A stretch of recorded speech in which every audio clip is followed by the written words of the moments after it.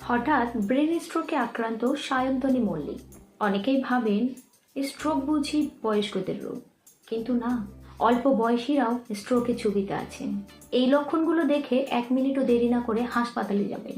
মুখ বেঁকে যাওয়া, মুখ হাত পা অসাড় হয়ে যাওয়া এবং দুর্বল মনে হওয়া, এক চোখ বা উভয় চোখে ঝাপসা দেখা, মুখে কথা জড়িয়ে যাওয়া, হাঁটতে অসুবিধা হওয়া, মাথা ঘোরা বা প্রচন্ড মাথা ব্যথা, এই উপসর্গগুলি দেখলে 1 মিনিটও দেরি না করে হাসপাতালে যাবেন।